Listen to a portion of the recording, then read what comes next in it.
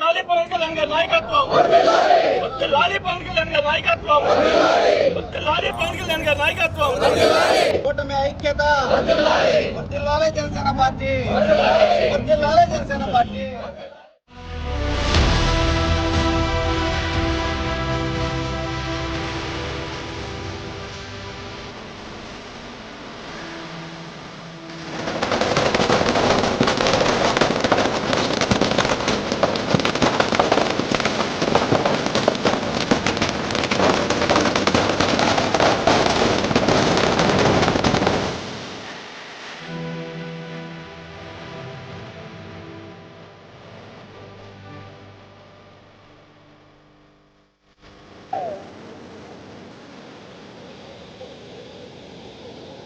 దుర్మార్గపు పరిపాలనకి చరమగీతం పాడి ఇవాళకి ఖచ్చితంగా సంవత్సరం అయినటువంటి శుభ సందర్భంలో శ్రీ పవన్ కళ్యాణ్ గారి యొక్క నాయకత్వంలో జనసేన పార్టీ కూటమిలో కీలకమైన పాత్ర పోషించి ఈ రాష్ట్రంలో ప్రజాస్వామ్యబద్ధమైన సుపరిపాలన అందిస్తూ నడుస్తున్నటువంటి చరిత్రలో మొట్టమొదటి సంవత్సరం ముగిసింది.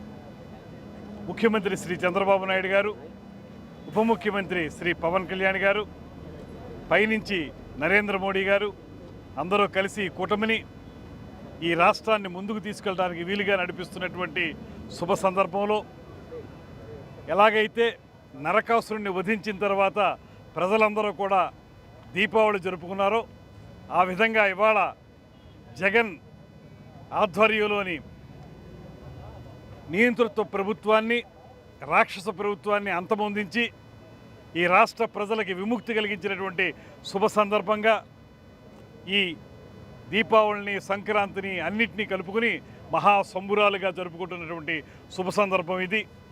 ఈ రాష్ట్రంలో గడిచిన కాలంగా, ఒక సంవత్సరం కాలంగా ప్రజలందరికీ ఏ హామీలైతే ఇచ్చామో ఆ హామీలన్నింటినీ కూడా అమలు చేస్తూ ఆర్థిక పరిస్థితి చిన్నభిన్నం అయిపోయినప్పటికీ కూడా 5 సంవత్సరాల కాలంలో ఆ ప్రభుత్వం హయాంలో ఖజానా ఖాళీ అయిపోయి చిల్లి గవ్వ కూడా లేనటువంటి సందర్భంలో అధికారంలోకి వచ్చిన వెంటనే మహిళలకు ఇచ్చేటువంటి పెన్షన్ల విషయం కానివ్వండి, దివ్యాంగులకి 3,000 ఉండేటువంటి పెన్షన్ని ఎకాయికిని 15,000కు పెంచడం కానివ్వండి, రైతు బకాయిలు 1,600 కోట్ల రూపాయలని ఆర్థిక భారం ఉన్నప్పటికీ కూడా తీర్చడం కానివ్వండి, ఆ తర్వాత దీపం పథకం కానివ్వండి, ఇవాళ రైతులు పండించుకున్నటువంటి ధాన్యానికి కొనుబడి చేసిన తర్వాత 6 గంటల నుంచి 24 గంటల లోపులోనే వారి ఖాతాల్లోకి డబ్బు జమ చేయడం కానివ్వండి, ఇలా చూసుకుంటే ప్రతిరోజు కూడా ఏదో రకమైనటువంటి సంక్షేమ పథకంతో, అభివృద్ధి కార్యక్రమంతో ఈ రాష్ట్రంలో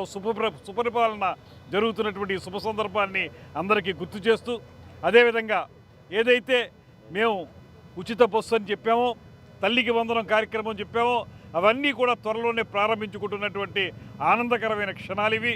వాటన్నింటినీ కూడా ప్రారంభిస్తాం.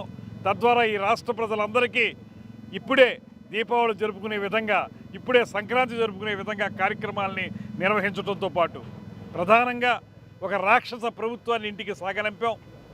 ఈ రాష్ట్రంలో ముఖ్యమంత్రిగా ఎంతో కాలం పనిచేసినటువంటి చంద్రబాబు నాయుడు గారిని సైతం 53 రోజుల పాటు జైల్లో పెట్టినటువంటి నియంతృత్వ విధానాన్ని కూడా చూసాం.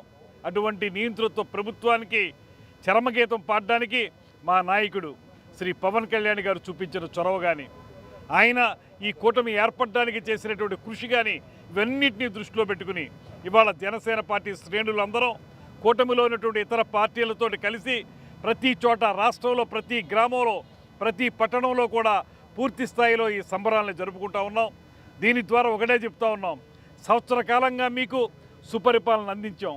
రాబోయే 4 సంవత్సరాలు కూడా మీరు ఇచ్చిన మ్యాండేట్ ప్రకారం ఈ రాష్ట్రాన్ని సంక్షేమం ఒక పక్కన, అభివృద్ధి మరో పక్కన రెండింటినీ సమపాళలో రంగరించి ముందుకు తీసుకెళ్ళటానికి, ఈ రాష్ట్రంలో పేదవారి కంట కన్నీరుని తుడిచి వారి మొహాల్లో ఆనందం తీసుకురావడానికి నిరంతర నిర్విరామ కృషి చేస్తామని చెప్పి మా నాయకుడు చెప్పినటువంటి మాటల్ని ఆచరణలో పెట్టడానికే మేమందరం కూడా ముందుకొచ్చామనేటువంటి మాటని మరొక్కసారి తెలియజేసుకుంటూ, సుపరిపాలనకి సంవత్సరం పూర్తయినటువంటి సందర్భంలో దుష్ట పరిపాలనని అంతమొందించి సంవత్సరమైనటువంటి ఈ సందర్భంలో మేమందరం కూడా ఈ ఆనందోత్సవాలతోటి ఈ కార్యక్రమాన్ని నిర్వహించుకుంటున్నాం.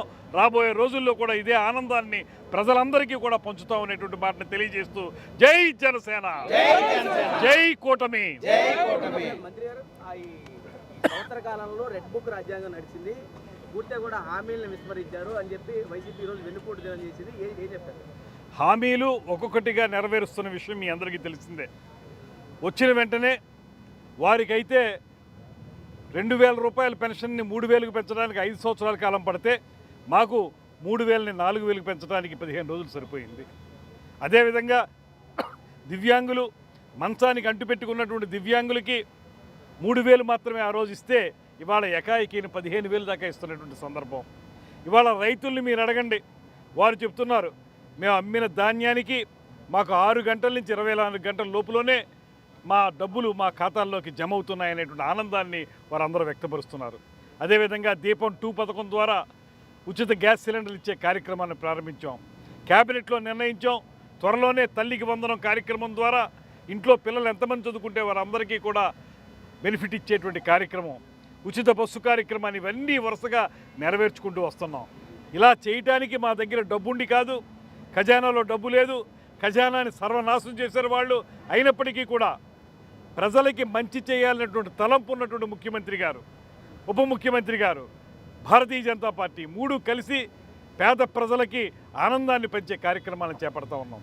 అదేవిధంగా మీరే గమనించండి, ఆ రోజున ఉన్నటువంటి మంత్రులందరూ కూడా అప్పటికి ప్రతిపక్షంలో ఉన్న మమ్మల్ని అందరినీ కూడా నోటుకొచ్చినట్టు మాట్లాడినటువంటి సందర్భాలను మీరు చూశారు.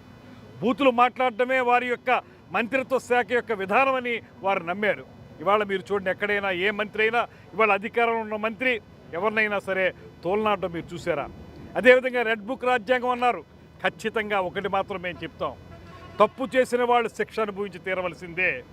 ఏదైతే రెడ్ బుక్లో రాశారో లోకేష్ గారు, దాని ప్రకారం తప్పు చేసిన వాళ్ళు చట్ట ప్రకారంగా వారు శిక్ష అనుభవిస్తారు. అంతేగాని కక్ష సాధింపు మాత్రం ఈ ప్రభుత్వం చేతుల్లో లేదు. కక్ష సాధింపు చేయాలనే ఆలోచన కూడా ఈ ప్రభుత్వానికి లేదు. అందుకే మీరు చూస్తే ఆ రోజున వారు చేసిన దుర్మార్గాలు ఎలా ఉన్నాయి, ఇవాళ మేము చట్ట ప్రకారం వెళుతున్న విధానం ఎలా ఉందనేటువంటిది మీకు స్పష్టంగా తెలుస్తుంది. రౌడీ షీటర్లను వెనకేసుకొచ్చి లేకపోతే రౌడీ మూకలకి సపోర్ట్ ఇచ్చి వాళ్ళ మీద పోలీసులు చేసినటువంటి కార్యక్రమాలని, చట్ట ప్రకారం చేసిన కార్యక్రమాల్ని అదేదో ప్రజాస్వామ్యానికి విఘాతం కలిగించిన విధంగా వాళ్ళు మాట్లాడుతున్నటువంటి విధానం ఏదైతే ఉన్నదో, గంజాయి బ్యాచ్ ఏదైతే వారు సపోర్ట్ చేస్తూ ఉన్నారో అటువంటి విధానాలను మాత్రం ఎటువంటి పరిస్థితుల్లోనూ కూడా ఈ కూటమి ప్రభుత్వం సహించదు. 100కి 100% అలాంటి తప్పులు చేసే వాళ్ళకి మాత్రం చట్ట ప్రకారం శిక్షకి అనుభవించే విధంగా చేసి తీరతో, అందులో వెనక్కి తిరిగే ప్రసక్తే లేదు. అంత మాత్రం చేత వాళ్ళలాగా కక్ష సాధింపు కార్యక్రమాలు చేపట్టేటువంటి విధానం కూడా మా దగ్గర లేదనేటువంటి మాటని ఈ సందర్భంగా స్పష్టంగా తెలియజేస్తూ ఉన్నాం.